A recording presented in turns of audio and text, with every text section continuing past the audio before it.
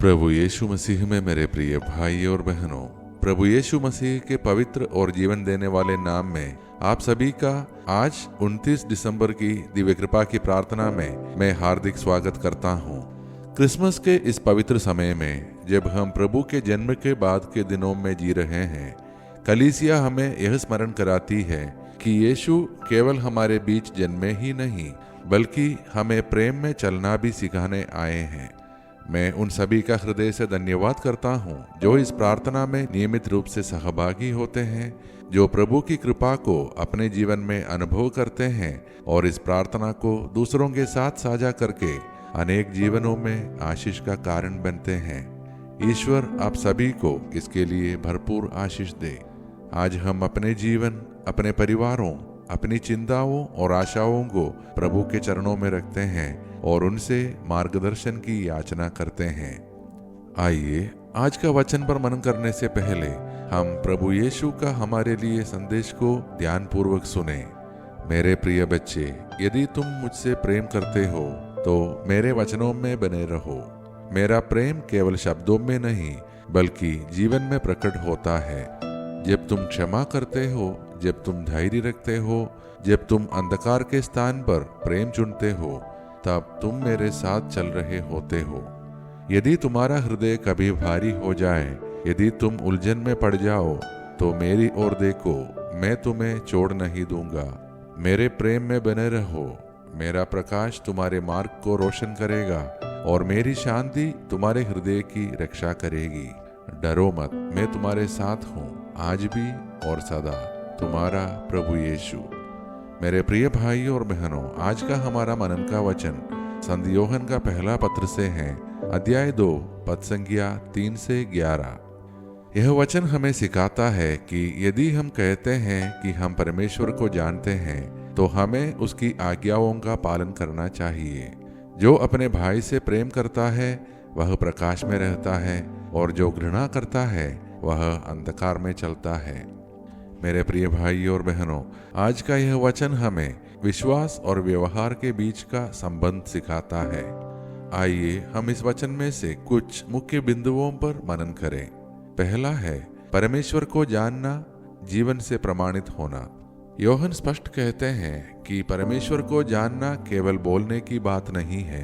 यदि हम सचमुच उसे जानते हैं तो यह हमारे जीवन में दिखाई भी देना चाहिए। दूसरा है प्रेम, सच्चे विश्वास की पहचान। संत योहन कहते हैं कि जो प्रेम में चलता है वह प्रकाश में रहता है। प्रेम ही वह कसौटी है जिससे हमारा विश्वास परखा जाता है।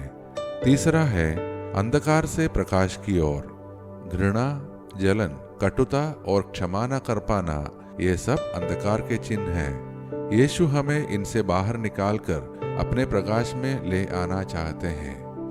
चौथा है आज हमारे जीवन के लिए संदेश। आज यह वचन हमसे पूछता है, क्या हमारे परिवारों में प्रेम दिखाई देता है? क्या हमारे शब्दों और व्यवहार में यीशु का प्रकाश झलकता है? यदि हाँ तो हम सही मार्ग पर हैं। यदि नहीं तो प्रभु आज हमें नए सिरे से प्रेम में चलने के लिए बुला रहे हैं। आइए हम सब प्रभु के बुलावे को हाँ कहते हुए अपने आप को उनके प्रेम में सौंप दें और मिलकर प्रार्थना करें। हे सर्वशक्तिमान और प्रेममय परमेश्वर, आज हम तेरे सामने विनम्र और कृतज्ञ हृदय लेकर आते हैं। हम तुझे धन्यवाद देते हैं जीवन के वरदान के लिए, हमारे परिवारों के लिए और उस प्रेम के लिए जो तू प्रतिदिन हमें देता है। हे प्रभु, हम अपने परिवारों को तेरे प्रेम में सौंपते हैं। हमारे घर शांति, स्वास्थ्य, सुख और आपसी समझ से भर जाए। हम अपने बच्चों के लिए प्रार्थना करते हैं, विशेषकर उनके लिए जो घर से दूर हैं, कि तेरे स्वर्गदूत दिन रात उनकी रक्षा करें और उन्हें हर प्रकार की बुराई से सुरक्षित रखें। जो आज जन्मदिन या विवाह वर्षगांठ मना रहे हैं, हे प्रभु, उनके जीवन को नई खुशियों और आशीषों से भर दे।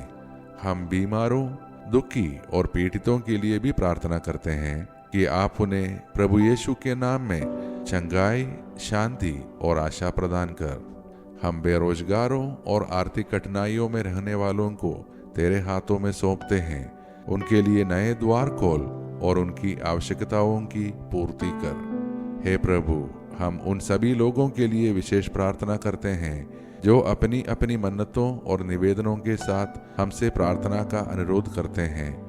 यदि उनकी प्रार्थनाएं तेरी इच्छा के अनुसार हो तो उन्हें उनके हृदय की अभिलाषाएं प्रदान कर। हम सबको हर पाप से, हर दुर्घटना से, अनहोनी से और अचानक व असामान्य मृत्यु से सुरक्षित रख।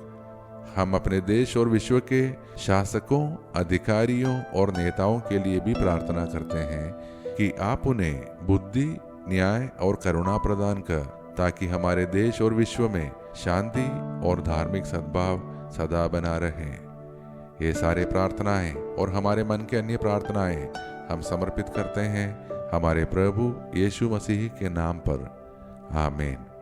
प्रिय भाइयों और बहनों, यदि आज की यह प्रार्थना आपके हृदय को स्पर्श किया हो तो कृपया इस प्रार्थना को अपने परिवार, बच्चों व मित्रों के साथ शेयर करें, ताकि वे भी प्रभु के प्रेम और प्रकाश का अनुभव कर सकें। हम कल की दिव्य कृपा की प्रार्थना में फिर मिलेंगे।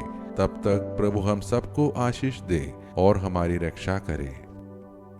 आइए अब हम सब मिलकर अंतिम आशीष की प्रार्थना करें। ईश्वर को महिमा, देवदूतों को सम्मान मिले, शैतान को पराजय, पवित्र क्रूस को विजय मिले, विश्व में फैली कलीसिया को प्रतिष्ठा मिले, मृतकों को पुनरुत्थान, पश्चातापियों को स्वीकृति, कैदियों को रिहाई, रोगियों और दुर्बलों को स्वास्थ्य चंगाई, अनाथ तथा विधवाओं को न्याय मिले और विश्व के चारों दिशाओं में क्रिस्त की महती शांति और अनुग्रह की वर्षा हो। हम पर जो कि दुर्बल और पापी है, संपूर्ण विश्व पर उसकी सीमाओं तक हमारे प्रभु यीशु क्रिस्त की अनुकंपा और करुणा उतरे और छाई रहे, अब और अनंत काल तक। आमीन। धन्यवाद।